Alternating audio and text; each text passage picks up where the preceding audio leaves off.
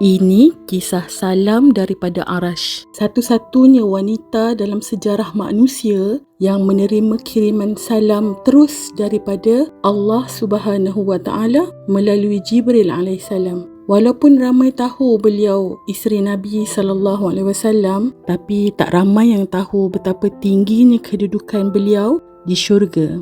Inilah janji Allah untuk Siti Khadijah binti Khuwailid. Bayangkan kita sedang berjalan membawa makanan untuk suami kita, tiba-tiba malaikat Jibril turun dari langit bukan untuk membawa wahyu, tapi untuk membawa pesanan khas daripada Allah, Tuhan semesta alam. Allah, inilah kisah Khadijah binti Khuwailid. Ramai kenal dia, seorang wanita jutawan Mekah. Tapi dalam hadis sahih Bukhari, ada satu detik yang membuatkan kita terinspirasi dengan kisahnya. Satu hari ketika Khadijah dalam perjalanan membawa bekalan makanan ke Gua Hira, Jibril alaihissalam berkata kepada Rasulullah sallallahu alaihi wasallam, "Wahai Muhammad, itu Khadijah dah datang. Apabila dia sampai, sampaikanlah salam kepadanya daripada Tuhannya dan daripadaku." Masya-Allah, rare sangat kan? Allah Subhanahu Wa Taala, pencipta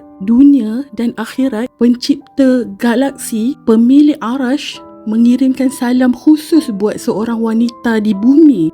Kenapa? Kerana beliaulah sumber utama ketenangan hati Nabi Muhammad sallallahu alaihi wasallam.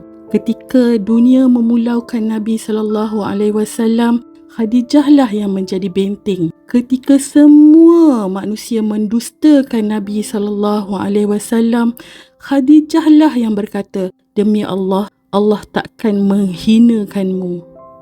Allah Subhanahu Wa Taala bukan saja mengirimkan salamnya buat Khadijah, Allah telah menyediakan sebuah istana di syurga daripada mutiara yang mana di dalamnya tiada bising, tiada penat. Itulah janji Allah buat Khadijah radhiyallahu anha kerana beliau menyediakan rumah yang tenang buat Nabi sallallahu alaihi wasallam di dunia. Wanita yang memberikan seluruh ketenangannya untuk perjuangan Islam.